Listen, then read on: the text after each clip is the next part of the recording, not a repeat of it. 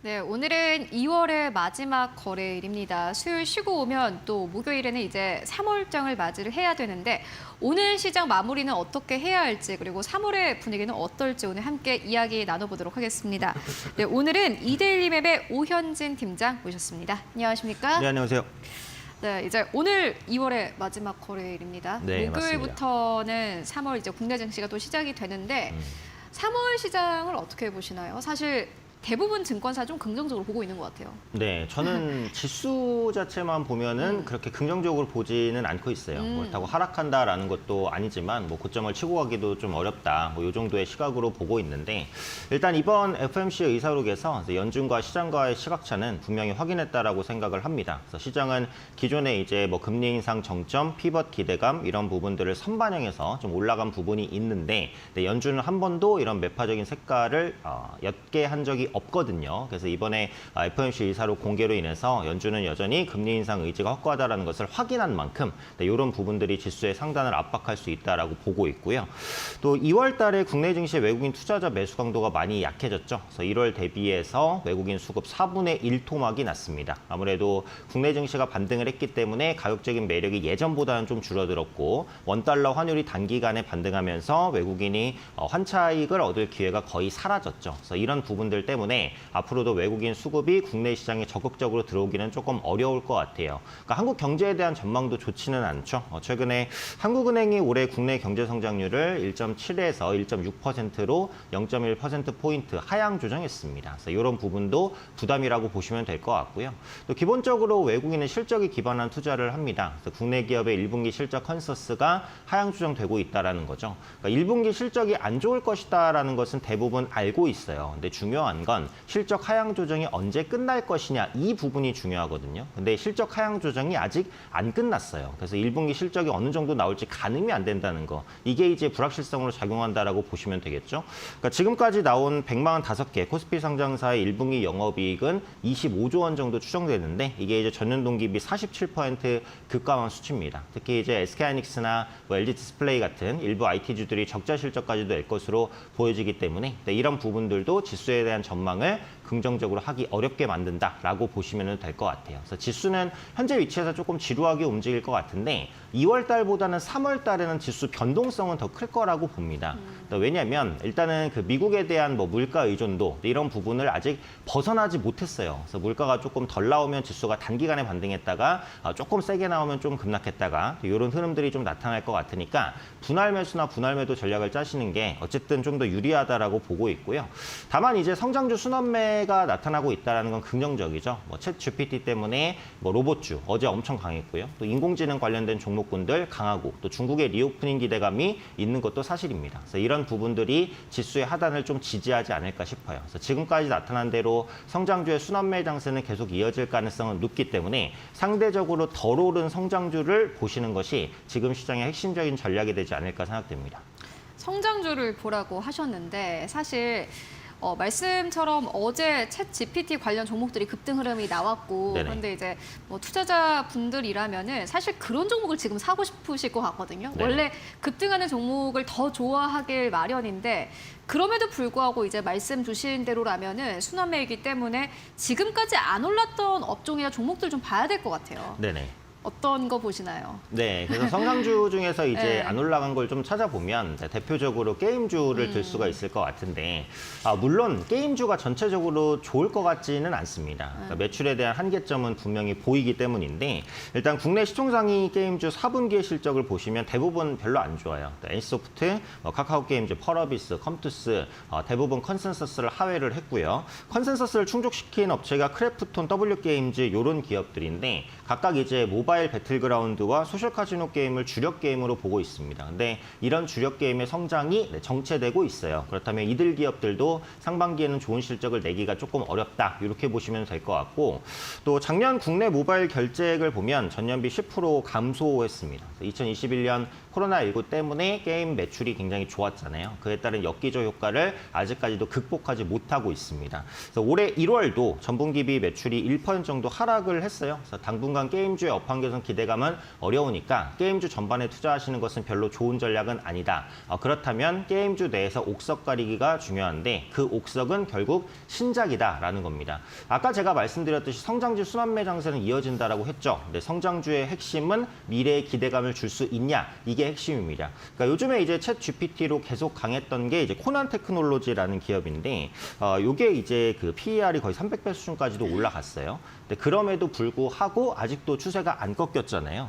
실적으로는 어차피 설명이 안 돼요. 왜 올라갔냐? 결국은 성장에 대한 기대감을 줬다. 이 부분이거든요. 그래서 성장주는 어쨌든 이 기대감을 주면 되는데 게임주의 성장 기대감은 신작에서 나온다는 거죠. 그래서 결국은 기대감 있는 신작을 발표할 수 있는 게임주는 선별적인 성과를 낼 수 있다. 이렇게 이제 보고 있고요. 최근에 이제 기대감이 있는 신작이 피해 거짓이라고 네오이즈의 액션 RPG입니다. 인기가 많더라고요, 벌써부터. 그렇죠. 네. 그래서 이제 출시됐을 때 성과를 분명히 낼 수 있을 거라고 보고 올해 8월 달에 출시될 것으로 보고 있기 때문에 상반기에는 추세적인 이제 상승을 좀 이어갈 수 있지 않을까라는 생각이고요. 추가적으로 펄어비스의 붉은 사막, 넷마블의 모두의 마블 2 출시가 예정돼 있습니다. 이들 모두 높은 IP 가치를 가진 게임이기 때문에 관심 있게 보시면 좋지 않을까 싶고요. 만약에 게임주를 관심 있게 보신다면 이제 암호화폐의 가격 흐름을 또 잘 보셔야 될 것 같아요. 비트코인이나 이더리움을 비롯한 암호화폐와 게임주의 그 지수가 연동되는 흐름을 좀 보여주기 때문에 내가 암호화폐에 투자하지 않는다고 하더라도 암호화폐 시세가 돌아서면 게임주가 올라갈 수 있다. 이렇게 보셔도 크게 틀리지 않을 것이다 생각합니다. 생각 외로 암호화폐가 좀 선방을 하더라고요. 그쵸. 비트코인 가격도 사실 시장 빠질 때 크게 안 빠졌고 금 가격 빠질 때도 안 빠졌고 네네. 좀 특이하게 움직이는 것 같은데 일단 말씀처럼 암호화폐 가격 추이를 보고 게임주의 매수 이 시기라든지 이런 것들 좀 결정하는 것이 좋겠다라고 말씀 주셨고요. 또 제약주도 많이 안 갔어요. 네. 그래서 제약주 같은 경우 이제 거의 그 관심에서 벗어난 그런 섹터라고 볼 수 있는데 진짜, 네. 이게 지금 시장이 그 IT 관련 뭐 챗 GPT, 뭐 인공지능, 로봇 이런 종목들이 세다 보니까 다음에 이런 수급이 어디로 갈 것이냐 이 부분에 시장에 관심이 많이 쏠려 있는데 조금 시간을 두더라도 저는 제약주에 수급이 들어올 수 있다라고 생각을 해요. 그럼 IT에서 왜 제약으로 가냐, 무슨 상관이 있냐 이렇게 보실 수도 있지만 실제로 IT 기술이 제약의 신약 발전에 많은 기여를 합니다. 그죠. 그래서 빅데이터 기술이 많이 발전을 하고 있죠. 그래서 빅데이터 분석이 가능한 AI 기술이 발전하고 있기 때문에 다양한 생체학적 변화에 대한 분석이 예전보다 훨씬 더 빠르게 가능해졌어요. 그래서 단기간에 대량의 유전체 분석이라든지 이런 부분이 가능해졌고 비용도 많이 줄었습니다. 그래서 유전변이라든지 뭐 단백질 정보 제공, 또 약물 개발 이런 부분들을 촉진시킬 수 있다라고 보기 때문에 이게 결국은 신약 개발 기대감으로 연결될 수 있다라고 봐요. 아까 말씀드린 대로 게임주의 핵심은 신작이죠. 근데 제약주의 핵심은 신약입니다. 그래서 이런 부분이 IT와 연결되는 부분이다라고 볼 수 있고요. 올해 하반기에 대형 제약사의 공장 증설이 예정돼 있습니다. 그래서 바이오시밀러 시장이 확장되다 보니까 셀트리온도 외형 성장을 좀 이루고 있고 삼성바이오로직스도 공장 증설이 전망이 됩니다. 그래서 이런 부분들은 제약주의 투자 심리를 개선시킬 것 같고 다만 이제 제약주는 R&D 비용을 많이 써요. 그럼 그 돈은 자기 돈은 아니거든요. 그러니까 빌려오는 거예요. 근데 지금 금리가 높잖아요. 그러다 보니까 중소형 제약사는 R&D에 제대로 자금을 투입하지 못해요. 그래서 제약바이오주를 보실 때는 어쨌든 대형사 위주로 보시는 게 좀 더 유리하다라고 보고 있고요.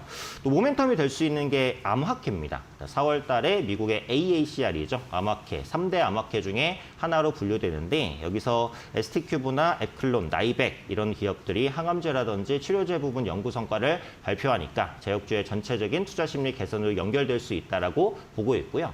아까 제가 게임주를 보실 때는 암호화폐를 같이 보자라는 말씀을 드렸는데 제약주를 보실 때는 신규 상장주를 같이 보자 이렇게 말씀드려야 될 것 같아요. 그러니까 지금 바이오 인프라라는 기업이 이제 곧 상장을 합니다. 3월 2일 날 예정돼 있는데 이게 임상시험 검체 분석 전문 기업이에요. 지금 기관 투자자 대상으로 1,600대 1 높은 경쟁률을 기록했습니다. 그래서 상장 이후에 만약에 이 기업이 뭐 상한가를 간다든지 이런 긍정적인 흐름을 보여주면 제약바이오주의 투자 심리가 확실히 좀 돌아설 수 있어요. 그래서 제약바이오 투자하시는 분들은 제약바이오 IPO 기업의 주가 흐름을 보자 말씀드리겠습니다. 네, 알겠습니다. 빠르게 또 다음 이슈를 볼 텐데 다음 이슈는 애플페이 관련주입니다. 사실 테마성 이슈라고 봐도 무관할 것 같은데 네.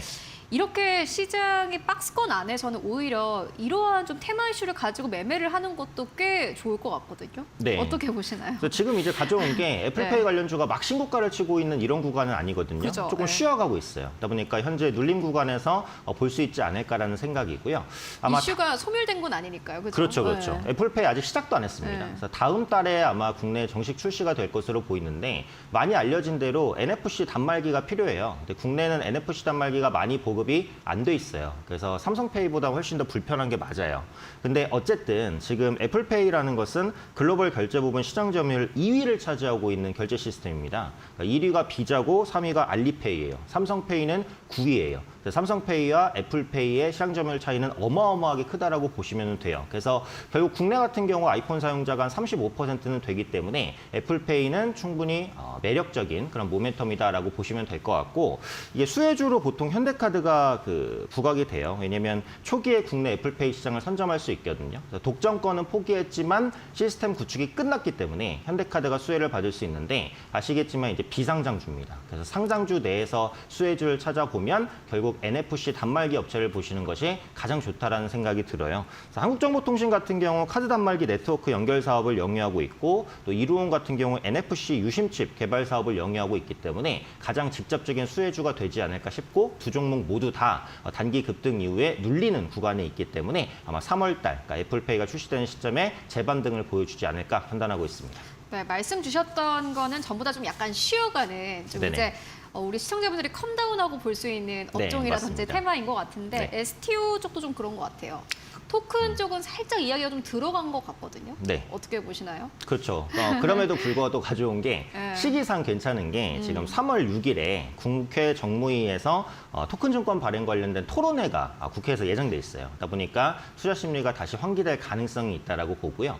이 토큰증권이라는 것은 실물자산이나 금융자산을 작게 나눠서 블록체인 기술을 입혀서 토큰처럼 발행한 증권입니다. 뭐 미술품이라든지 아니면 음원, 부동산의 소액 투자가 가능해요. 실물 자산을 주식처럼 소유한다. 이렇게 보시면 뭐 거의 정확하지 않을까 싶고요.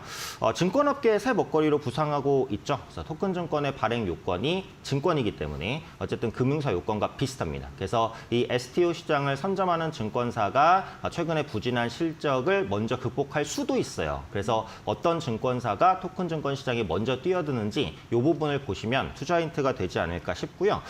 결국 이제 증권사도 블록체인 플랫폼과 협업이 필요하기 때문에 블록체인 기술을 가진 업체들을 주목해서 보셔야겠죠. 그래서 대표적으로 수혜받을 수 있는 종목 두 종목인데 첫 번째는 이제 서울 옥션입니다. 미술품 조각 투자 플랫폼 소투의 운영사를 자회사로 좀 보유를 하고 있습니다. 미술품에 대한 공동 구매가 소투에서 진행이 되죠. 그래서 분할 조각만큼의 소유권을 가질 수 있고, 그래서 이 서울 옥션이 이 분할 조각 투자 부분에서 많이 앞서 있는 상황이기 때문에 수혜받을 수 있다라고 보고, 두 번째로는 갤럭시아 머니트리라는 기업입니다. 그래서 자회사 갤럭시아 넥스트가 블록체인 사업을 영위하고 있죠. 그래서 디지털 자산을 NFT로 발행하는 데 강점을 또 보여주고 있기 때문에 역시 관심 있게 볼 수 있지 않을까 싶고, 이들 종목들도 급등 이후에 좀 눌림을 좀 보여주고 있는 상황이기 때문에 부담 없는 위치에서 한번 볼 수 있지 않을까 말씀드리겠습니다. 네, 알겠습니다. STO 토큰 관련 기업들까지 함께 체크해보고 왔습니다. 지금까지 이데일리맵의 오현진 팀장과 함께 이야기 나눠봤습니다. 오늘 고맙습니다. 감사합니다.